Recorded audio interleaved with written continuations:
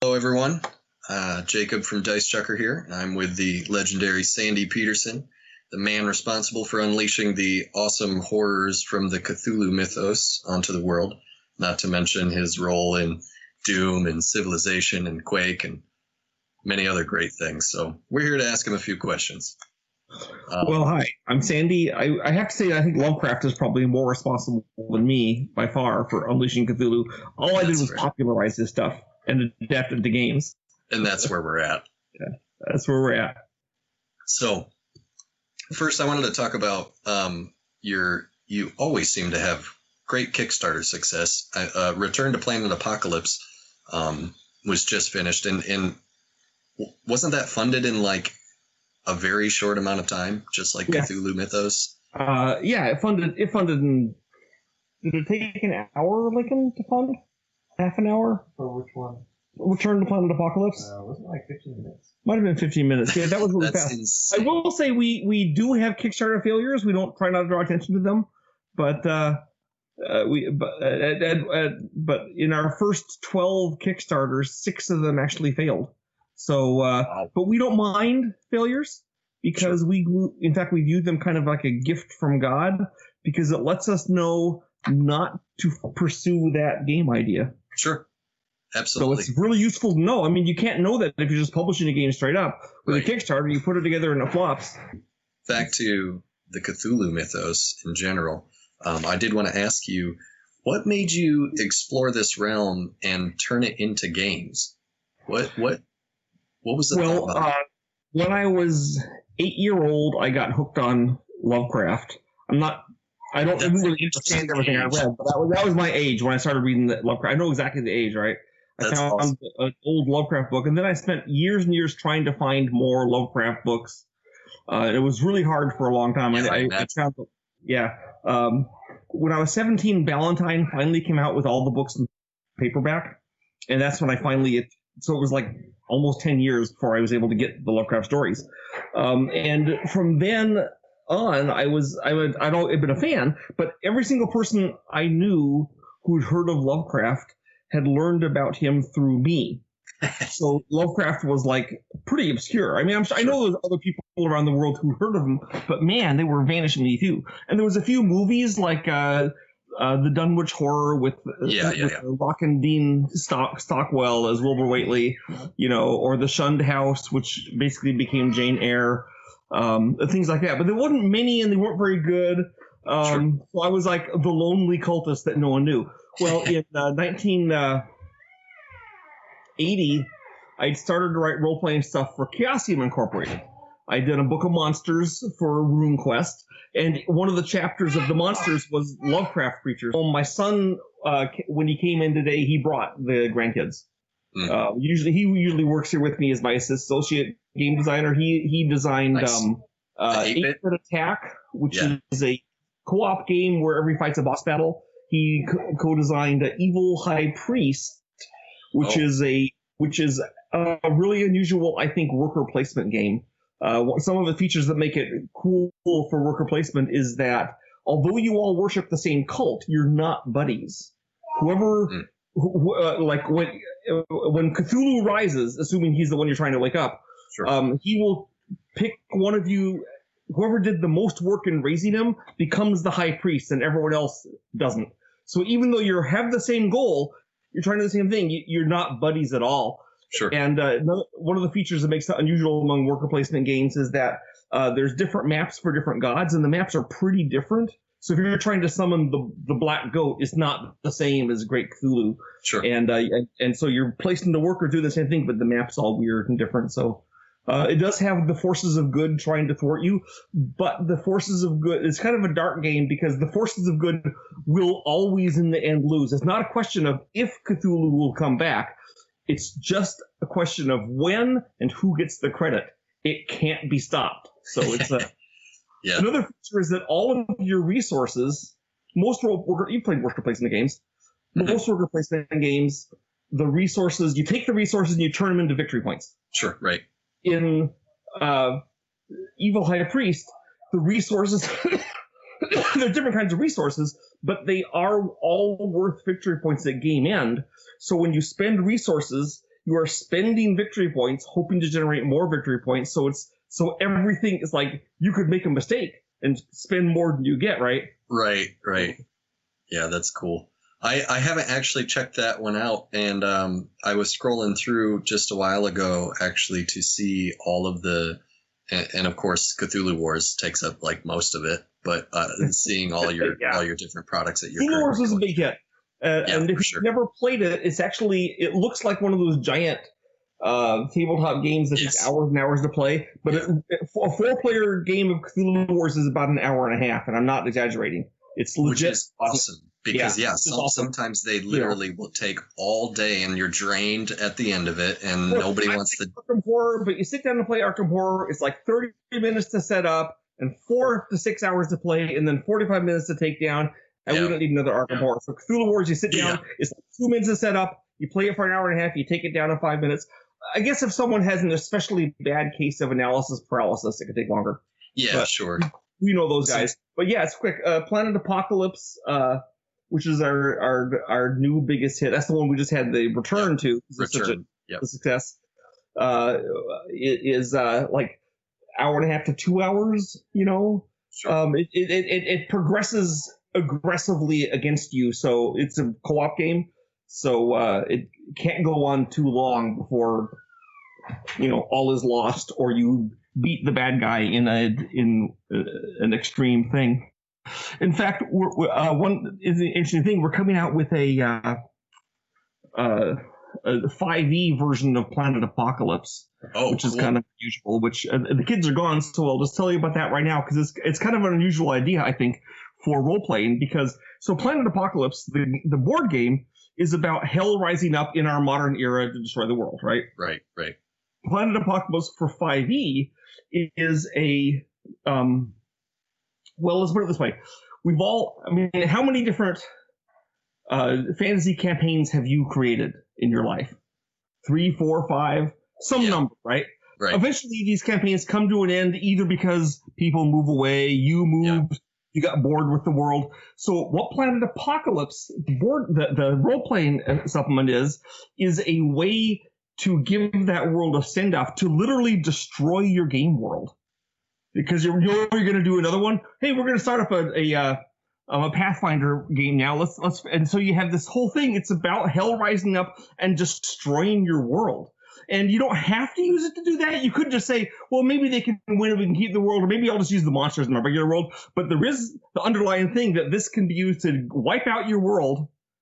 Because no one talks about that in role playing games, but it legit is a thing. Your world's end. I've had worlds. Usually they just like whimper away, and you're like, well, we'll go to something else. But think of the greatness of having this huge explosion of hellfire. I like that. That's cool. And that's what it's for. That's so awesome. It's like 400 pages or 350 pages of stuff. Nice. And it has rules for playing in the aftermath if you want to, Sure. So, it's kind of I haven't seen it. I haven't seen an idea like it before in role playing. But where you're legitimately saying this is the end of everything and let's just have fun with it, right? So that's really cool. That's fun. So you're asking about how I got to do Lovecraft in things. So I said that I was the only guy I knew who played Lovecraft. Mm-hmm. And I started playing the role-playing games in 1974, literally the year that D&D was published. Okay. I got a copy from a teacher at the college. I was in my freshman college year, and eventually we returned his copy because we got our own. And we had to pay the prince sum of $10 for it. It was really expensive, 1974. Anyway. I liked role-playing games. I got into RuneQuest in 1978, the year it came out, and I suggested to Greg after I'd done my the monster book for them. I said, what about adapting Lovecraft's Dreamlands as a world for RuneQuest? It's kind of a fantasy world. I mean, they have swords and monsters. There's not guns and cars, right? Taxi cabs, so it's kind of fantasy. And what do you think? And they said, we aren't interested because we got the license to do all of Lovecraft, and we're doing like a modern era horror game on Lovecraft. And I was flabbergasted because I love Lovecraft, and as far as I knew, nobody else had heard about him. And so Sure. I can I edit it? Can I look at it? Is there anything I can do to help with this? And then he said, we don't like what the guy's done so far. You get the whole project. And he gave it to me. And so my theory behind it was that the tiny few people who'd heard of Lovecraft, the minuscule cult following that we had, would play this game, would sell like 10,000 copies or 5,000 copies or 2,000 copies, and they'd play it and enjoy it. And then everyone would move on to the next thing. And instead, it proved to not only appeal to the Lovecraft guys, but to introduce Lovecraft Yes. to armies of people. I can't tell you how many times someone's told me I got into Lovecraft through Call of Cthulhu. Yeah.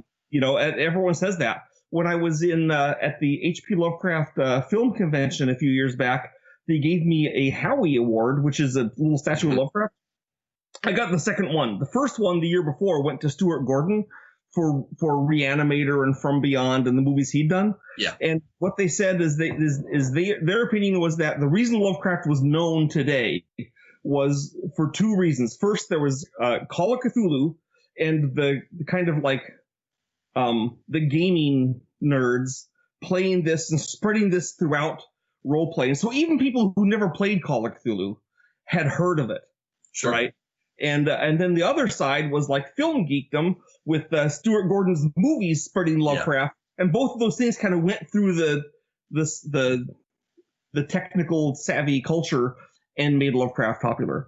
I would add to that at about the same time we're doing that, S.T. Yoshi, a scholarly literary critic, was basically making it defensible to be a Lovecraft fan, because he was like doing scholarly analysis of Lovecraft's work and saying, sure, you think he's not just a hack writer from the 30s. Yeah. And so that was probably a lesser effect because that was on a literary critic level, and how many people are literary critics, but it was there, Sure. And so all those together. And so anyway, that's where I came from.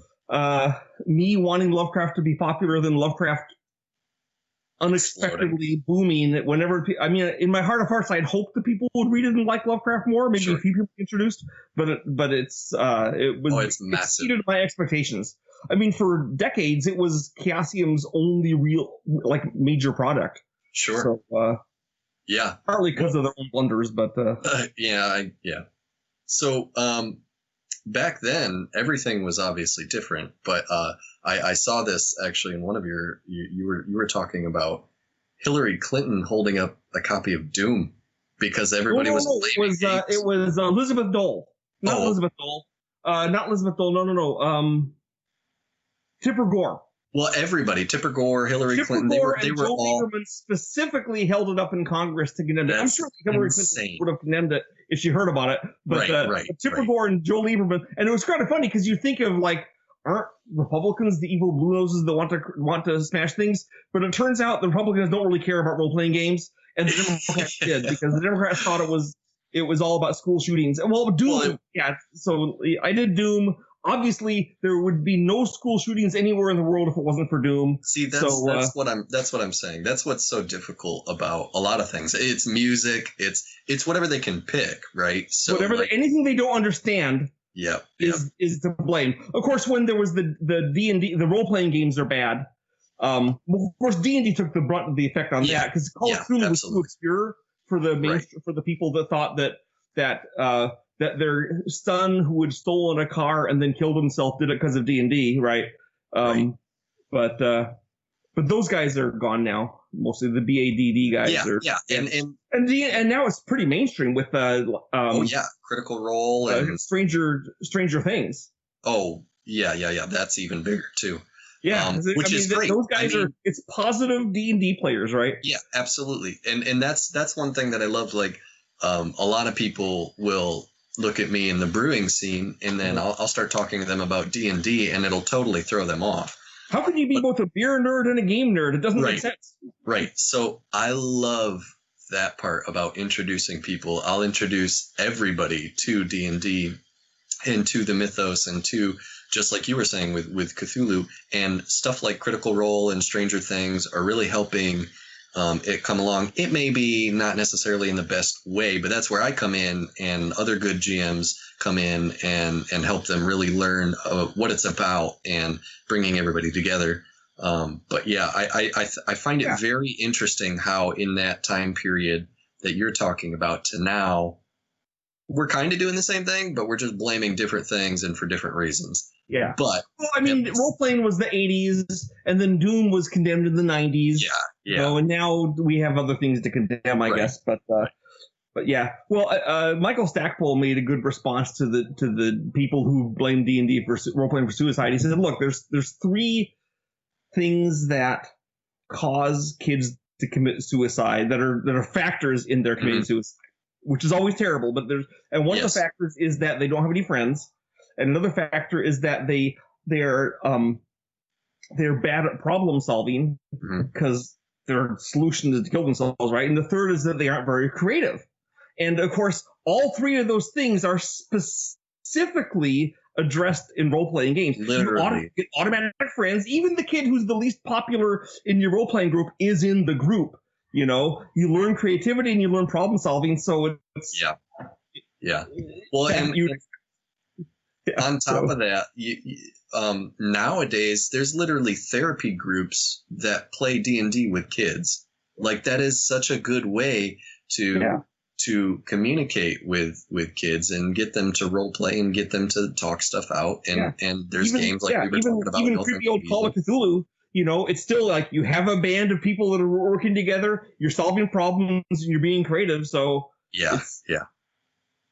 But moving on to, I guess we touched a little bit on Doom. So just for those that don't know, you've I mean, really, I spent Doom, Quake, I spent almost exactly half my gaming career doing computer games, in which in the course of which I worked on some projects. Of course, computer games are always a group effort. There's never just one guy that does it. No matter what the media tries to say, there's always a team. So like I was on the team that did Doom. I did most of the maps for it.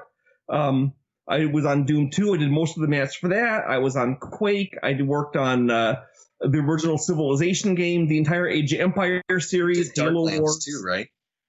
Yes. I was the fun budsman for Darklands. I did most of the quests because the guy who was doing it he was a really interesting guy, and he's really smart and really scholarly, and he didn't really know what was fun and not fun. He knew this about himself. So, for example, when he did a game about the M1 tank, he said, "I'm not sure which part of manning in a tank is fun, so I'll reproduce all aspects of it, and somewhere in there will be the fun." So he had, like, you could be the loader, which a rational person would say the loader's not the fun part of being in a tank, right? Yeah. But he didn't know, so he had the loader there. Sure.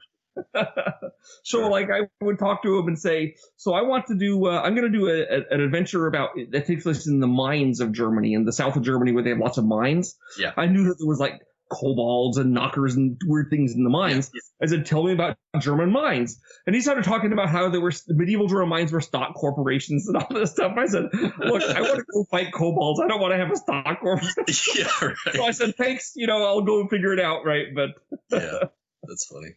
Well, so how did all that level design influence your role in tabletop in Call of Cthulhu and in Petersen Games, and how did you take that? And it's the other way around. I did most of my role playing career. Oh, well, I guess that's fair. Yeah, it was before I did video games, and so I went into video games with a role playing and a tiny bit of tabletop background, because I was a developer of the Arkham Horror board game, for example. That's right.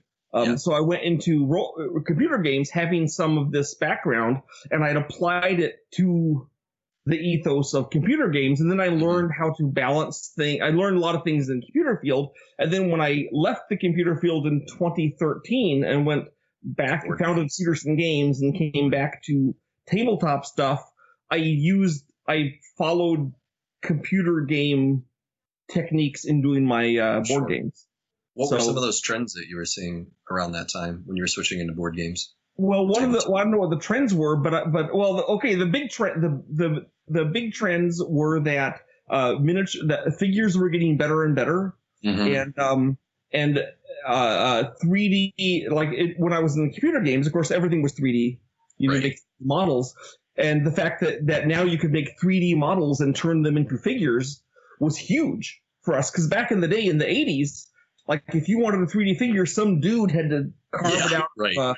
of Sculpey, you know? Yeah. And so there were some great figures made that way, but man, it was a lot. You couldn't mass produce anything. There was a lot more detail you could get. Now, of course, there was problems because if you're doing 3D, sometimes you make things that like you can't put into a mold. Right. Because it won't work. So that was it. And another thing that happened is that, frankly, Kickstarter came along and other crowdfunding options, which meant that you didn't have to go to a publisher to get your game done. So my first board game, when I came back from the wilderness of computer games, was Cthulhu Wars, which is this $200 game with these giant figures, which no publisher would touch with a 10-foot pole. It's obviously unsellable. And my logic was that I really liked it, and my gamers really liked it, and there was enough people who were bent, like me, who would like it. Sure. And I insisted the figures be huge because I wanted them to be 28mm scale so I could use them in Call of Cthulhu. And I've kept that all through. So all my games have 28mm figures, so you can use them in D&D or other role-playing games. Which is great. And finally, this last year, I finally got another goal of mine completed, which is they're all available on my website as figures only. So if you want to have, really cool. If you want to have a Shoggoth to fight against this in D&D, you can get one. Yeah, that's super awesome. I've seen a lot of developers basically make the game and then sell you the book, and then you can purchase the file. Like you were saying, with 3D printers now, a lot of people have them, and you can purchase a file. Most of the figures as plastic models, not as the 3D file right now. But I was just saying another cool thing that I've seen a lot is people who do sell the files for those that are capable and have the capacity to figure that part out. I like that a lot. I think that's a great idea. So where's the best place for people to find your products and best ways that we can support you or people that are watching us? Well, obviously, we always want to be in stores, but we are also on Amazon and Miniatures Market. And you can also go straight to the Petersen Games website and purchase things there. Now, our games tend to be out of print a lot because of past, basically because of Kickstarter and crowdfunding. Sure. Because what would happen is everyone wants us to print every single expansion. So we print every single expansion, which costs us $1 million, and then we can't afford to reprint things for a while. Right. So there's bursts of stuff. So we're trying to overcome that and go until now everything's going to be available. So we have a lot of things which are now in that category of now it's going to be available all the time. But you know, if you don't want to pay $300 for us on the off market on the Etsy store, we are still available on Miniatures Market. We're available on Petersen Games are available on Amazon. I mean, we're all over the place. We're not hard to find now. I mean, I found a copy of my game when I was in Japan last November. So really? Yeah, I went to a game store, which was on the 5th floor of the building. It was weird. I went up there. They had Evil High Priest and they had Cthulhu Wars. So I was I always like seeing my games there. We're finishing a deal right now with the publisher for German and French version. We already had German and French versions, but they're going to be publishing a new edition of that. Sure. There's a version in Korean and Chinese, so it's and of course Japanese, obviously. I bet that feels really good to see. That it does feel really good. I mean, Call of Cthulhu, when this started spreading over the world, that always felt good. Sure. Always wanted to get copies of the game in Finnish or whatever, right? Yeah. And now Cthulhu Wars seems to be doing the same because it's just that kind of thing. Yeah, so that's really neat. One thing that I wanted to, I was watching at some point one of your talks, and I heard you say something about a 14 or a 20-year campaign that you were doing. Your relationships with tabletop role-playing games is what I'm talking about. Yeah, I tend to get a bunch of guys that are all compatible, and then people will sometimes. Now that we're no longer college kids, right? So everyone is kind of stable. And so occasionally someone comes in or goes away, and it's actually been tough to keep it going during COVID. We do a Zoom thing every once in a while, but it's not the same. But yeah, I had a campaign. I had a 7-year campaign when I was in California, which ended when I left. I had a 14-year campaign here in Texas, and then I had a 7-year campaign, and now I'm in like the 5th year of another campaign. So yeah, it just keeps on. That's really cool. So I do these long. Well, the 14-year campaign came to a logical end, and they were now rulers of their own island, and they'd fought to seize the kingship and have it, and they're like, sure. Well, I mean, we could go do things from here, but I don't think we need to. I think we're done. And so the next campaign, one of the fun things we did is the heroes in the new campaign, like by happenstance, wandered up to the island where the old PCs had been. Mm-hmm. And the old PCs, of course, took them prisoner because they're like murder hobos, right? Adventurers. So they were worried about them. And then I had the players, what do you think your old? And so I had the guys' former PCs like threatening them and imprisoning them and doing all this stuff with them, put them on trial for murder, and they're like freaking out. Yeah. I said, think I'm doing it wrong? No, this is what our former guys would do. That's awesome. Right? It was pretty fabulous to have their enemies, the arch enemies in the campaign, be themselves, so to speak. Yeah. So that was great moments in role playing, Yeah, that's really neat. Staying on that topic, what advice would you have for people who are running an engaging horror RPG, or somebody who is going to run one of your settings for that GM and I guess for the players? How would you make sure that everybody's having a good time and being engaging and actually being in that horror setting? Well, I mean, you are probably as good as or better a GM than me. I mean, I'm a designer. I do play role-playing stuff. I mean, one of the ways I do it is I try to not have an army of 8 guys in the group and make sure everyone always has something that they're doing in the game.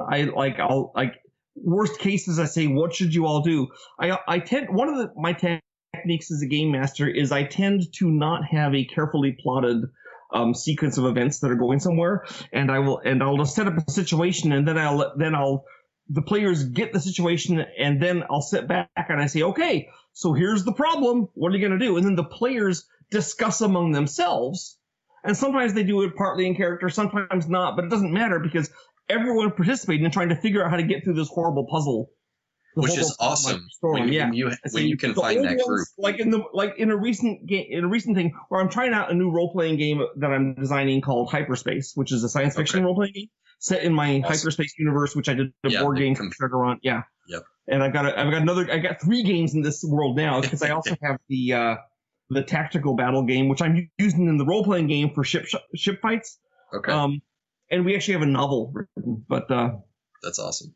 But what happened is that the players had found out that the old ones are coming with a ship with what they call the Destillation of Abomination, which is the abomination, which is essentially it's nanites that destroy your entire world and leave it just a bunch of burgundy dust. And it took a while to find out that's what the Destillation of Abomination was. And they did it to another world, and now they're coming to do it to the human world, and so everyone's panicking. And so I said, they're coming. You don't know when or where, but that's the threat. And so all the players spent 2 hours trying to work out what they could do. Maybe they can go plead with the old ones to not do it. Maybe they should go to put things out, try to find the spaceship. Even if they find the spaceship and destroy it, they could send another one. And what if the nanites get loose in space and they land on their space? So the discussions they had kept everyone interested, and that's kind of my technique. Is that I let the players interact with each other, and I am assisted in this because these guys have been playing together for 20 years, or 10 years, a long time. Makes it so they all know each other super well. They know what to expect, and so there's not a case where some new guy is in that doesn't dare talk. Yeah, and so I had talked to you about introducing people. Well, one of the things that we do is, like I said, the D&D for charity events. And a lot of times people have only heard about D&D or played it a couple times. And what I do is I create a little one-shot and pre-made characters, and I make it as simple as possible.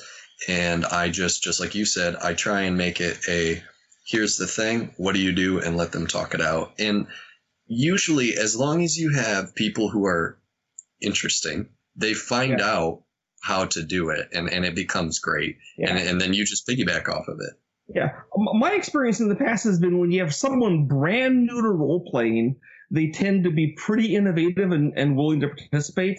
And this people that have been playing for a little while, they'll sometimes become the withdrawn people. They want to hear what people say. But someone who's never role played before, they don't know not to talk or to like sit back. They're like, why shouldn't I try to kill the princess? Right? I don't know. Right.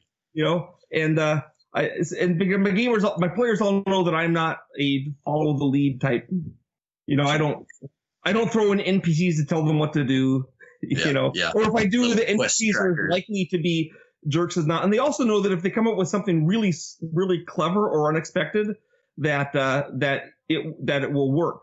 You know, that I'll say, hey, you know, I didn't think of this, so I don't think the bad guys did either. And yeah, you know. I really like the direction that Wizards of the Coast has been taking Dungeons and Dragons with 5th edition. It's so easy to bring in new people now. Yes, because I personally started in 3rd. 1st edition, I don't know how you did it without like just totally making up your own thing. I feel like back then we had to make it. There was no magic rules, right? Right. There's the combat rules. They told us to use chainmail for the combat rules, which we bought chainmail, and the combat rules were totally like wouldn't work at all. Yeah. It was you had to make up everything yourself, which I'm not going to claim made us more creative. It was a pain actually. Well, I was about to say, I feel like it could be beneficial. Now there was a system, but I'll admit one of the reasons I switched to RuneQuest was because in D&D, one of the issues with it is that if you have a bunch of guys who are 4th or 5th or 6th level, we never got much beyond 9th in our games, right? We were following rules too closely. And someone got killed and came back as a 1st level, they really couldn't hang with you guys. Yeah. You know, if you went down to the 6th floor of the dungeon and some Minotaur or something came along, he could kill him with a single hit. Oh, yeah, absolutely. So they couldn't really hang out. But in RuneQuest, although a high-level character is better than a low-level character, they can still all stand in the shield wall and fight. Everyone, it's not a hit point based system; it's a skill based system. So a beginner may have, an advanced guy might have 1 or 2 hit points more, but that's not really the point. Sure, you know? Right. And so D&D now has made that easier to do with a low or getting you guy hat right. But originally, it was almost impossible to do. And of course, Call of Cthulhu doesn't matter. In fact, the beginning characters are probably better off than the advanced characters because they're not crazy. They don't have curses. Yeah, right. You know, they don't have alien parasites in their mind. You know. Yeah, so. I look forward to that moment. We are currently, like I said, playing Yig, the Yig adventure. So I don't want to put out any spoilers for anybody, but I'm loving where it's going, and I thoroughly look forward to it. Well, you know, it's now I didn't write all the detailed adventures for it, but I did. Sure. I did an outline for every adventure in it, every episode, and for the overall thing where it goes, and so it is. I get some credit for it. I just right. But you did the book though, right? Right. Oh yeah. And you even had to create. I was like the director and producer, so to speak, of the thing too. I just wasn't the scriptwriter. Sure. Right. Sure. Well, actually, I was a scriptwriter. I don't know how to put myself. I said this adventure is when they are all imprisoned and thrown in jail, and then monsters burrow through the wall and try to eat them. Kind of thing. Well, you even had to, and I love how you handled this, and I love when other people handle it this way. Is you had to take little information from Lovecraft and as many resources as you could possibly find to fit together to create something that would be useful for a game. Yeah. Right. So you did like this, the satyrs and you made, you watched my video, Inventing the Mythos, or did Absolutely. Yeah. I mean, like I said, these Lovecraft didn't even give his creatures names. Old One isn't a name; it's a description. Exactly. Serpent folk, servers. They're like trying to make up all these things. You said something that was really funny. We wouldn't. You said something. We wouldn't call ourselves non-feathered bipedal.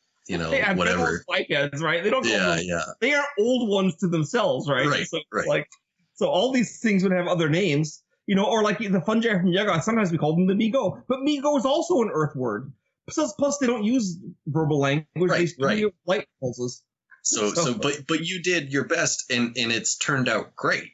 Yeah. I mean, everything comes together really smoothly. Everything looks awesome. The artists that you've chosen are phenomenal. We always focused heavily on art at Chaosium, and now at Petersen Games we still do.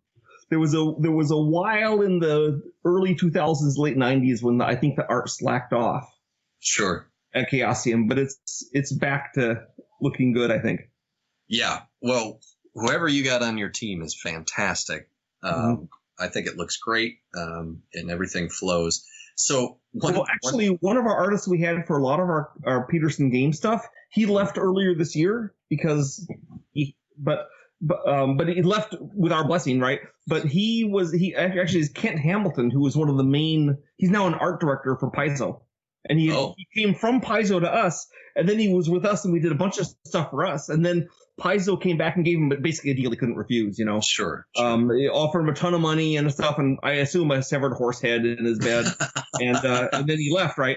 But so our new guy, we have Gray and Alyssa, who are pretty good, and they've been doing our art. Well, they're great, right? And so we still focus on the art, trying to make things look good. Before Kent, we had Richard Long, who did the Cthulhu Wars art. Although he had zero background in Lovecraft, he got a feel for it immediately.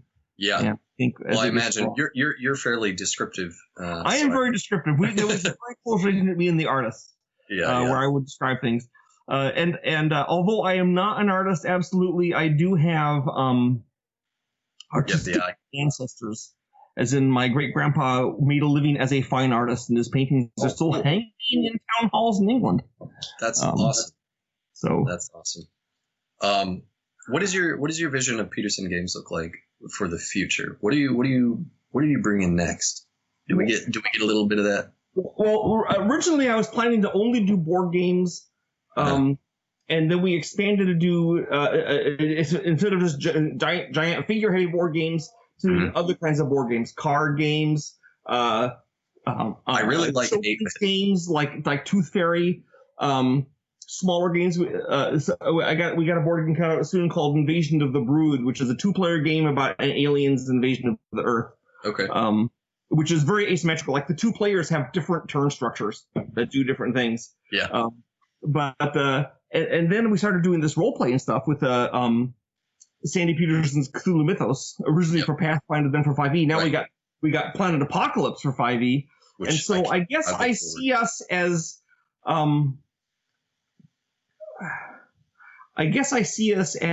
I want to be a more fan-centric Final Fantasy Flight. Does that make sense? I look at the other game companies, I think are successes. You know, I look at Asmodee, I look at Fantasy Flight, and say, I don't want to be them, but I want to present something that's different and interesting that players will really be keen. And what I want to do is have games that are artistically really interesting, that are super thematic. Okay, I mean, if you play Cthulhu Wars Planet Apocalypse, they're really steeped in the theme. Absolutely. As in, when I designed the factions, the first thing I thought of was what the theme of that faction was. I didn't think about the rules. I said, what should the black goat have, and gave him that. Then I balanced it afterwards. So heavily thematic games with flavor and color. I guess I'm wandering aimlessly through the woods here. I'm not sure how to answer your question. I want to be a successful game company that in 5 or 10 years, or whenever I retire and go off to do nothing but annoy my wife and play with my grandkids, it will keep on going. Sure. Well, I'll tell you that all well-done role-playing games seem to live on indefinitely. So as long as... I just realized how to answer your question. Oh, let's hear it. Based on doing Call of Cthulhu. All through my career, everything I've done has been, I love games, and whenever there's a game that I want to play that doesn't exist, then what I've done is try to create that game. There wasn't a Cthulhu Wars, so I made one. There wasn't a Call of Cthulhu horror role-playing game, so I made one. There wasn't there wasn't a game where you shoot demons, so I made 2, Doom and Planet Apocalypse. And that's what it is. I'm always making the games I want to play because no one else has made them for me. And it turns out people love what you like. Well, it is. People, that's my logic, is someone else will like what I like. You're right. And in fact, I can back this up in a sense, because one of the things I really like are tabletop war games. Okay, Sure. the Civil War, World War II, World War One. I love these kinds of games. This is what I first cut my teeth on as a gamer. Well, Mhm. not first, but when I was, in grammar school, when I was 12 or so. But I've never done one of those games because I've never felt a need to do like a Battle of the Bulge game because other people have done Battle of the Bulge games I like Sure. perfectly well. So I don't need those. But I don't have a game about the destruction of the world. I don't have a game about the creation of the world of Glorantha with the Battle of the Gods. I don't have it. So these games that I don't have, I've had to make. Nice. So that's my motivation as a gamer, to make games I want to play and that no one else has done satisfactorily to me. Sure. I love it. So if I see in a lot of what I've seen from you, you recommend M.R. James for those that are getting into Lovecraft and getting into his stories aren't very good for making a role playing scenario around. Sure, but just great in general, stories. Right? Yeah, exactly. Now some of Lovecraft stories are really good for that. The Dunwich Horror is great for a role playing scenario. Yeah, totally. I agree. Outside of M.R. James, if you could recommend any books or movies or series or whatever for those that are interested in not just the Cthulhu mythos, but in general, kind of like that really interesting, deep horror or just, mind melting. The day before Halloween, I did a live Facebook thing where I recommended 6 scary stories for people to read for Halloween. Okay. And behind them, they all had to be really interesting, and they all had to be available for free on the internet. That was my criteria. Oh, nice. So that's gonna go. So let's see. So authors I would recommend. Obviously I recommend Lovecraft. Sure. I recommend M.R. James, who is Lovecraft's favorite writer. Yep. I recommend William Hope Hodgson. Now, he was an author who lived at the turn of the century. He was tragically killed in World War I because the British Empire thought it was worthwhile to send their best literary figures out to the Western Front to get shelled by the Germans. Yeah, right. It's like it didn't do anything to help the British win the war, and it lost us Hodgson. So Hodgson wrote novels and short stories. One of his novels is called The Nightland, and it's basically a world where the great old ones have come back and taken over. It's written before Lovecraft, right? But it's so far in the future, the sun's gone out. The humans live in this one giant pyramid called the Last Redoubt, which is powered by the Earth power to keep us going. And it shits out, they have defenses to keep off the things out there. And there's greater things, and some of the greater things like creep up an inch every year. Is all right. They're very slowly advancing, but it's been there for hundreds of thousands of years. And the guy, what happens is the guy gets a message. They call it the night hearing. It's telepathy. He can get messages from other minds, and he gets a message from a lesser redoubt. There's another group of humans they hadn't known about. When their redoubt, the Earth power is failing where they are, and it's about to go down. And he falls in love with the girl he's night hearing with. So he goes on an expedition across the Nightland to find her and bring her back to the Great Redoubt. And that's what it's about. And it's creepy stuff. Yeah, that sounds really cool. I'll have to check that out. And unlike Lovecraft, he's able to write a love story, which I don't care so much about the love story, but Lovecraft couldn't write one. Sure, right. It's like wasn't his goal, right? Yeah. But so William Hope Hodgson I recommend, M.R. James I recommend. I love Ramsey Campbell, who's still writing, and who got his start writing Lovecraft pastiches when he was 16 and 17 years old back in the 60s. And now he's writing, his own novels, but there's often a Lovecraftian feel of otherworld stuff. Sure. Did I hear you right earlier? You said that you were working on a novel, or there is a novel? No. We have a hyperspace novel out. We have our Cthulhu Wars novel, In the Belly of the Beast, which is a novel that takes place during the Cthulhu Wars era, and it also has 9 short stories, one for each of the factions. But yeah, and spoiler alert, it's not good for humans during this era. I can imagine. Kind of ends ambiguously, but no, actually, a lot of game designers I know are really interested in writing novels. And at one time I thought I was, and then I realized that all my creative urges and needs are actually fulfilled by doing games.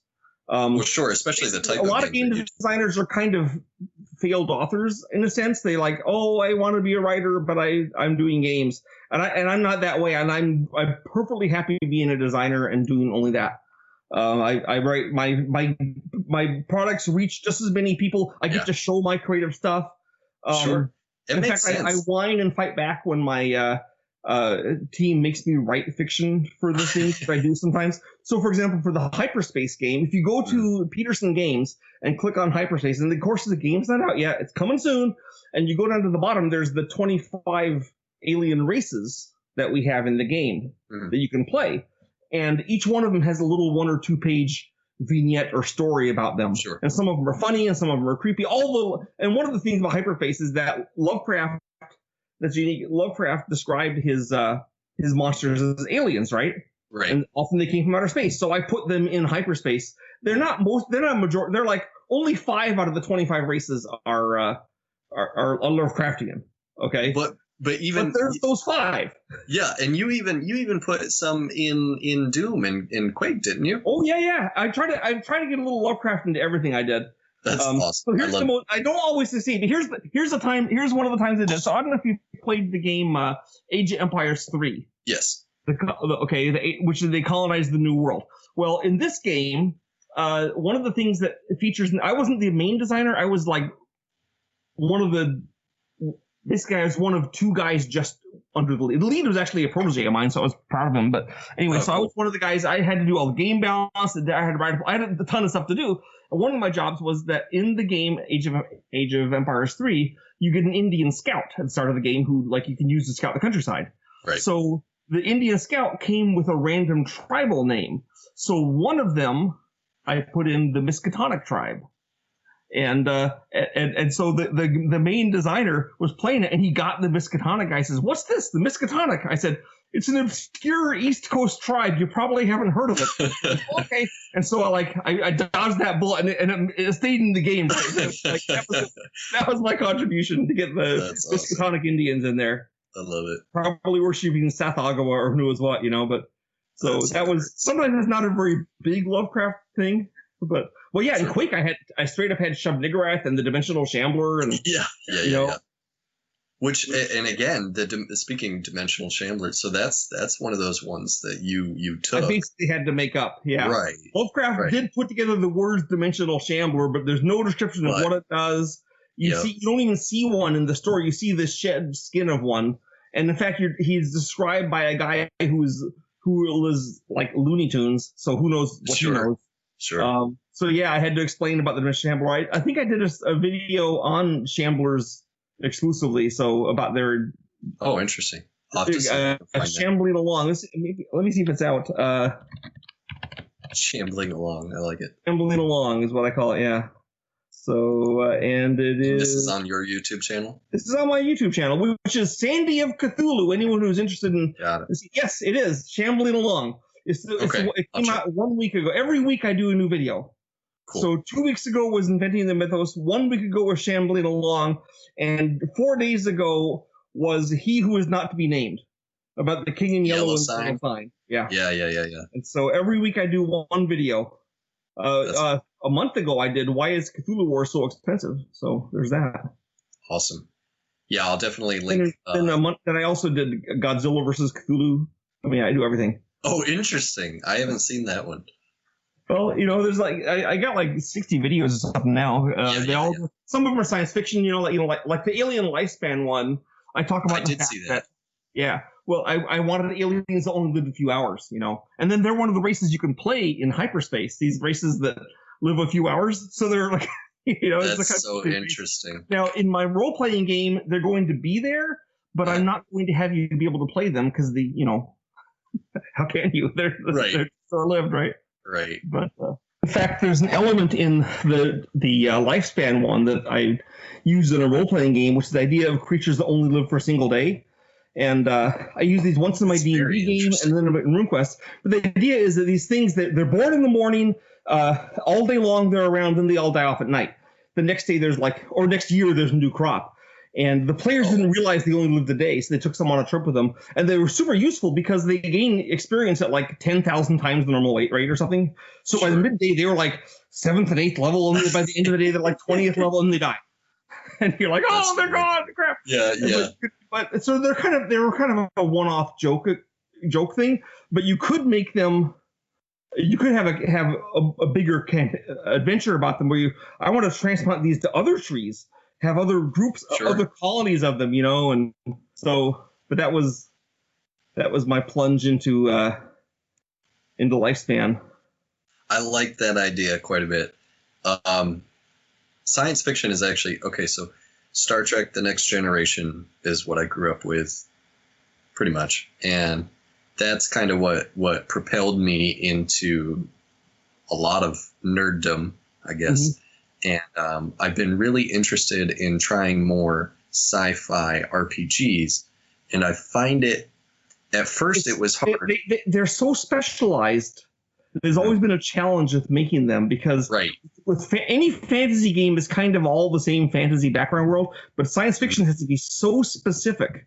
How does the faster than light, like Star Trek and Star Wars are both multiple alien guys with big empires in space, and they feel so different. Right. Absolutely. Absolutely. Whereas Clash of the Titans and the Green Knight don't feel that different. Sure. To me, No, I hear you.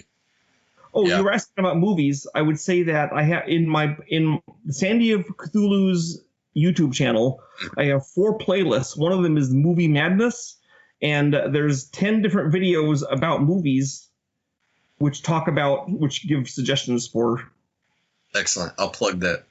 One of them is all silent movies. One of them is my favorite director. Oh, cool. Mario Bava, by the way. One of them, things like that. I have a J horror one. Because you're required by law to have a J horror episode. So, but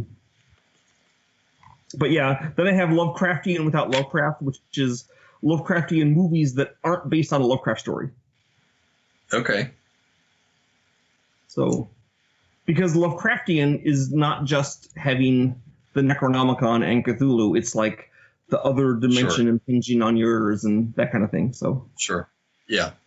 I can't remember where I read this or saw this. I thought this was very interesting. Somebody was describing other dimensions, and they were showing like a piece of paper and a stick figure. If that stick figure was alive and you put your thumb on it, you're in a third dimension. It's in a second dimension. It wouldn't see you and your thumb, but it might see this like Cthulhu-y looking crazy ripple in the sky, and trying to wrap your brain around all of that. A good way to help wrap your brain around it is to read the novel Flatland.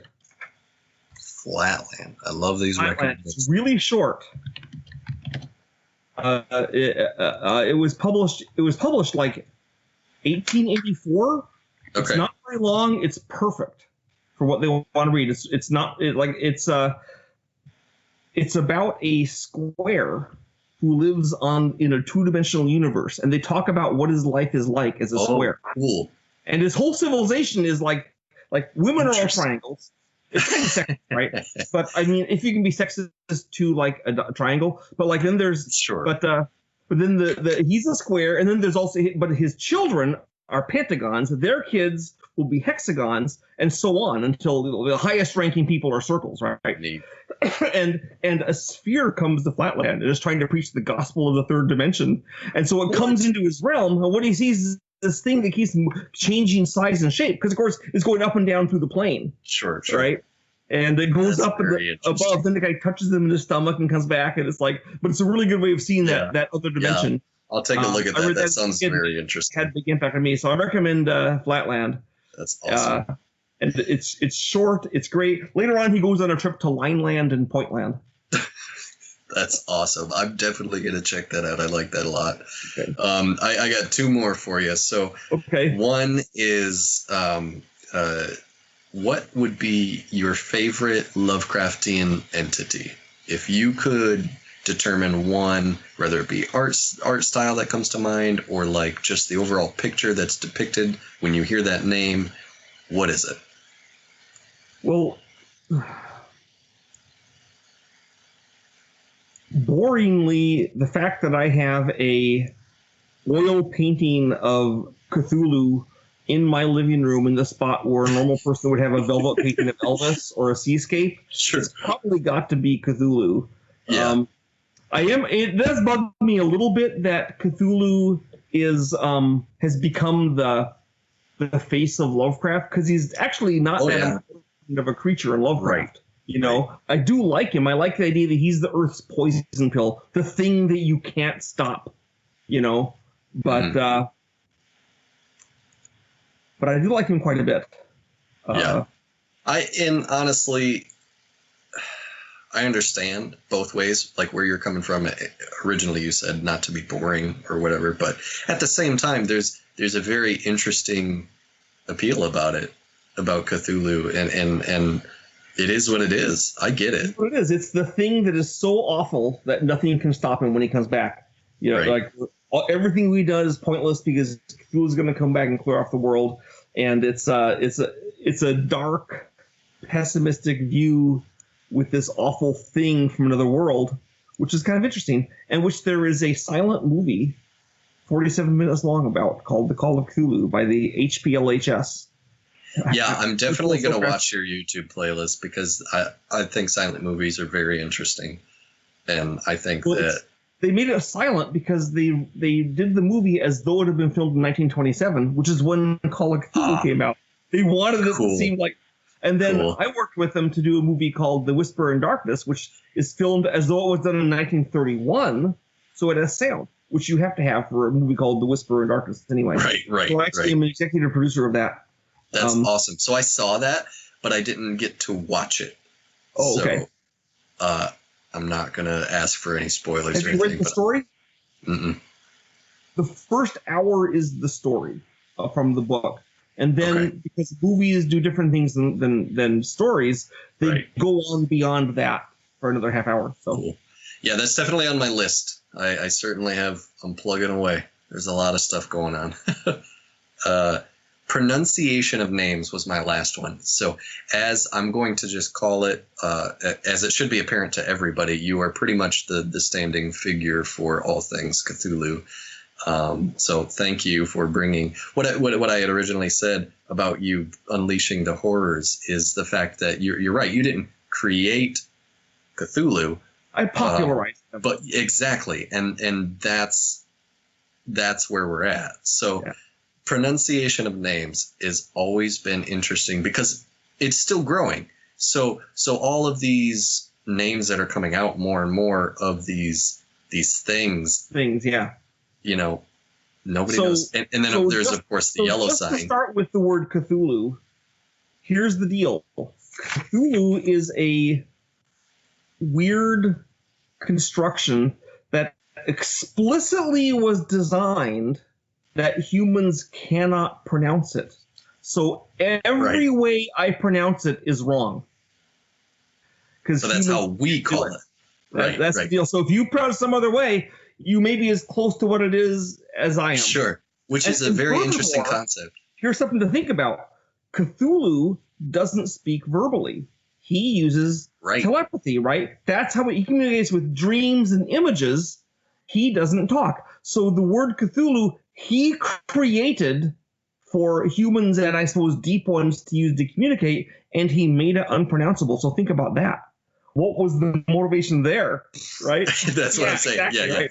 So he's like amazing. Like, so it's like he's intelligent, but his motivations are beyond our comprehension. So there's something going on. So it's super interesting. So what about some of the other ones like Yog Sothothery? Yog Sothoth and Azathoth are clearly Lovecraft based them off Hebrew sounding words. Sure. Like Shaddai and things like Azoth and stuff like that. So that's the feel he's trying to get of things that are older than the Romans. Sure. More primeval and arcane, quite smart of him. Kabbalistic, which it works, you know. Yog-Sothoth sounds distinctive. Right. But I'm sure Yog-Sothoth doesn't call himself Yog-Sothoth. You know, I guess he does because he calls himself whatever, but sure. But then you get into the much more intense ones where it sounds like you're just word vomit and there was a lot of that, especially after Lovecraft, where people started like, I have to make my own guy. I'll have you, or I'll have whatever, and everyone made up their own. Lovecraft, I think, put a lot more thought into his creatures, and now he didn't come with, like Sathaga was not Lovecraft's name. That's Clark Ashton Smith. But Yog-Sothoth, Azathoth, Cthulhu, you know, Shub-Niggurath, those are his, and they have a distinctive feel. Now, Cthulhu was made specifically up to be a word to be an utterly alien bunch of syllables, which it is. But then Shub-Niggurath, Azathoth, Yog-Sothoth, you could believe they all come from the same language, the same source. Sure. Yeah. They have kind of like that. They have the thing and the R's and the guttural things. But actually, I had a kind of a great experience, which is probably impossible to have today, which is when I read the story, The Call of Cthulhu, I read it without knowing what a Cthulhu was or anything about it. It was the guy in the story. The guy has a book, Cult of Cthulhu. I had no idea what it was about. I didn't know if Cthulhu was big or small. Right. If it was even an entity, it was something else. So nobody can experience that. That's really impossible to do now. Nobody can experience that because of you. You were the cause of that. I know, it's my fault. Thanks. I got to experience that. So Cthulhu, to me, I was like, what is this thing, you know? So if your kids ever decide they want to read Lovecraft, like, don't tell them what a Cthulhu. I guess it's too late. They probably know. Yeah. But. It's way too late. Yeah, they're all wrapped in it. As a matter of fact, one of our sons, his name is Odin. He went for Halloween this year as Cthulhu. Oh, cool. Yeah. My 7-year-old grandson went as a gelatinous cube. That's awesome. He had a cubic framework with gel sheets on it to look like it was greenish, and then hanging from the inside with like a skull and a hamburger and a pair of sunglasses. Awesome. That was pretty cool. That's super awesome. I don't know where he came up with that. My wife is a seamstress, and part of what she does for the company, Noble Hobgoblin, is make dice bags, because we also make dice. And she is working on how to make a gelatinous cube out of that type of material, and you can just keep your dice there, like have a zipper basically. And the gelatinous cube, that's cool. Well, he had this huge thing, you know, with the in fact the straps that he hung it from on his shoulder were his backpack, so his backpack was there too. So, and he had like a slit in the front, you could sneak in and out of it. I like that. It was it's on my Twitter feed, Sandy of Cthulhu. I also have a Twitter thing, and I sent a picture of my gelatinous cube son. So excellent. Well, definitely we'll check that out, and I'll plug whatever I can in. Well, I appreciate your time. I thank you for all of this. It was fun. I enjoy it, and I hope that a lot of people can get some more interesting knowledge about this mythos and about Petersen Games, and continue to grow on that podcast and see what. Here, I'm going to share my screen for just a second and show you the. Where is it? Where do I do the share? So I'm going to show you the gelatinous cube. Let's see, I was trying to start sharing. Is it visible yet? Yes, it is visible. There it is. That's perfect. I love this. Is that a hamburger? Yes. The gelatinous cube didn't fail to design the hamburger. There's also a skull. So, and there's some sunglasses. Yep, you know, that is really cool. I like that a lot. I don't know. He's 7. He's never played D&D, but he wanted to be gelatinous. You know, it might have been from the movie Upward, is it called? Or Onward? Onward, yeah. Onward. I think there's gelatinous cube in that. That might be where we got the idea from. Yep, and that's kind of the thing that I was talking about earlier is how it's progressing and popularizing in a way that is allowing it to become part of culture, where everybody can know what you're talking about. Well, as a matter of fact, when I first started watching Stranger Things, I didn't catch at the very start that it was taking place in the early 80s. Somehow I missed that. So they play in D&D, and they pull out the figures, and they pulled out the Demogorgon figure that I owned from the 70s. And I said, how did they get that figure? That's super obscure. And they said, is this take place in the That's how I figured out it was in the 80s, because I recognized that stupid figure that I own. You know, and so that's very awesome. So that was a little bit of nerd success for me, I guess. Yeah. Well, that's all I got for you. I appreciate it. Was there anything else that you wanted to chat about? No, it's good. I mean, if you want to find my stuff, you can look on Petersen Games. You can look at Sandy of Cthulhu for YouTube videos. None of my videos are longer than, well, I guess a few of them are half hour. The quizzes, most of them are like 15 minutes, 12 minutes. You don't have to sit down for like a marathon session, right? Right. But and then I do have a Twitter feed, but that's just for fun. So Are you on that is where you Instagram? get photos of my grandkids wearing gelatinous cube outfits, though. Well, if there's more of that stuff, I'll be on it. Are you on Instagram at all? I know Petersen Games is. Petersen Games is on Instagram. I am not. Petersen Games is also on Facebook, and I am too, but I pretty much never go there. Sure. Because there's only I don't want to spend all my life doing social media. I understand. Because you could.